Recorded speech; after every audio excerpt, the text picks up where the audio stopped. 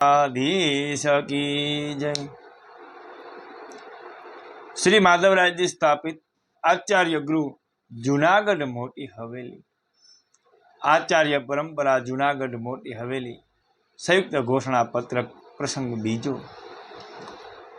एक नहीं अनेक मुद्दाओं आ विवाद में एवं संकળાયેલા છે કે જેમને જૂનાગઢ હવેલી સાથે જોડાયેલ તથ્ય માનીને પોતાને ફેલાવવા માગીએ તો જુદી વાત, अन्यथा भविष्य में उच्चतम न्यायालय द्वारा समर्थ जूनागढ़ हवेलीना निर्णयमां आवेला विधान सामान्य नियम मानवामां आवे छे।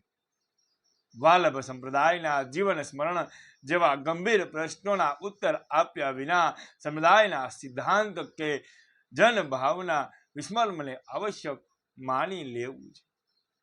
वल्लभ संप्रदायना धार्मिक स्वतंत्रतानुं क्रूर अपहरण छे।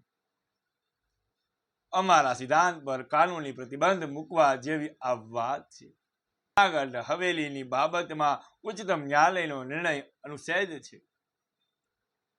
आनाथी एवी विषम स्थिति पैदा थशे के कोई निचली अदालतो पण हवे पृष्ठि मार्गीय हवेलीओनी सार्वजनिकताथी विरुद्ध पृष्ठि मार्गीय वचनोने के तर्कोने सांभळवा विचारवानुं पसंद नहीं करे। जनतामांथी कोई आवेदन करे के ना करे, शेरी कमिश्नर पोते ज बधी जग्याए पूछताछ शुरू करी दीधी। हवेलीओने सार्वजनिक दोषित करशे।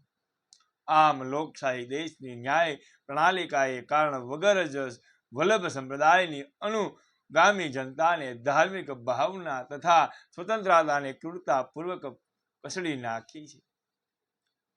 सिद्धांत अमारो काई पण केम ना होय, बधुं ज भूली भालीने अमारा पोताना घरमां विराजमान सेव्य स्वरूपना ट्रस्टी पुजारी मानीने तथा धीमे रहीने भविष्यमां एवी प्रक्रियामां अमने आग्रहपूर्वक फसावीने सेव्य स्वरूपने साधारण जनताने पण सोंपी देवामां बाधित करवामां आवी रह्या छे। वेरावळनी पृष्ठि मार्गी हवेली में आ प्रक्रिया अंतर्गत एने हिंदू मुस्लिम सिख ईसाई वगैरह बधा धर्मवाळाओने आराधनाधिकारी वाला सार्वजनिक मंदिरना रूप में घोषित करवामां आवी छे। ज्यारे के श्री हरिरायजीए स्पष्ट विधान कर्युं छे के गैर सांप्रदायिक व्यक्ति ने पोताना सेव्य स्वरूपना दर्शन कराववाथी पूरा 1 वर्षनी सेवा विफल जाय छे तथा स्वरूप ने फरीथी पंचामृत स्नान द्वारा विशुद्ध करवू आवश्यक छे। प्रस्तुत विवादग्रस्त विषयना संदर्भमां ज्यां सुधी सिद्धांतना व्याख्यानोनो प्रश्न छे, अमे बधा धर्माचार्य अपना संप्रदायना प्रवक्त महाप्रभुजी श्रीमद वल्लभाचार्यजी तथा प्रवर्त अन्य पण मान्य बधा व्याख्यानकारोना संदेह रहित विधानोनो आदेश आ स्पष्ट शब्दों में घोषित करीए छीए कि अपना धार्मिक सिद्धांत परंपरा अनुसार भगवत सेवा स्थल सेवापयोगी संपत्ति सेवा करता गुरु केवल वैष्णव तेमज भगवत स्वरूपनु खानगी पारिवारिक होवुं ए अनुलंघनीय धार्मिक अनिवार्यता छे। तेथी तेओमांथी कोईने पण सार्वजनिक बतावવું सर्वथा धर्म विरुद्ध होवाना कारणे एक घोर धार्मिक अपराध छे।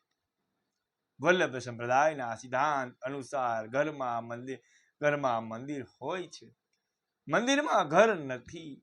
अमारा घरने सार्वजनिक मंदिर घोषित करीने अमारा सिद्धांत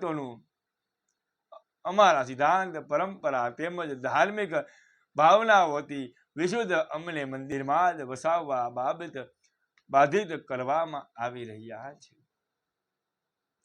अमने मंदिर में वसाववा बाधित करवामां आवी रह्या छे।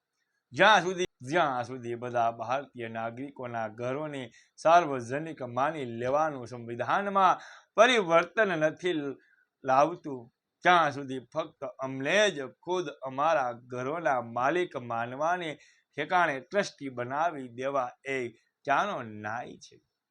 અમને ખુદ અમારા ઘરના માલિક માનીને ઠેકાણે ટ્રસ્ટી બનાવી દેવા એ ક્યાંનો ન્યાય છે?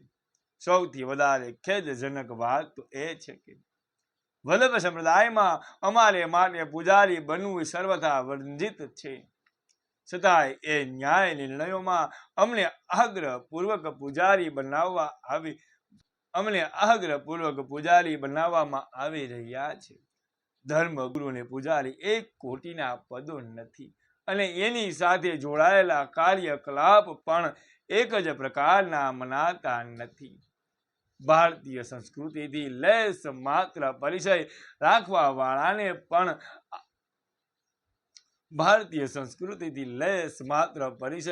વાળાને પણ એ અંતરનું ભાન તો રહે જ. આશ્ચર્યની વાત એ છે કે કર સંબંધી વિવાદમાં કરાધાનના કાયદાઓના આધારે નિર્ણય આપવામાં આવે છે.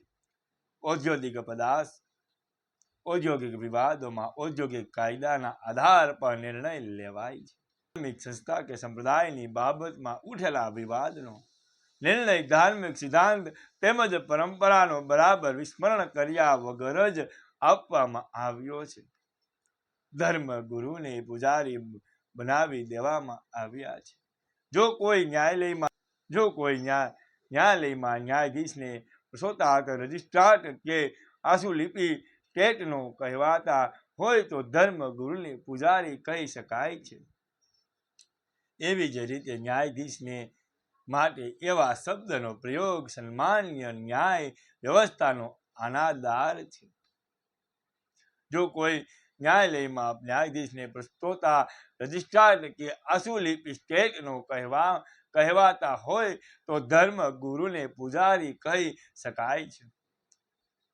જેવી રીતે ન્યાયાધીશને માટે એવા શબ્દનો પ્રયોગ સામાન્ય ન્યાય વ્યવસ્થાનો અનાદર છે, તેવી જ રીતે ધર્માચાર્યને માટે પૂજારી પદનો પ્રયોગ સમાદરણીય ધર્મ વ્યવસ્થાનો અનાદર છે.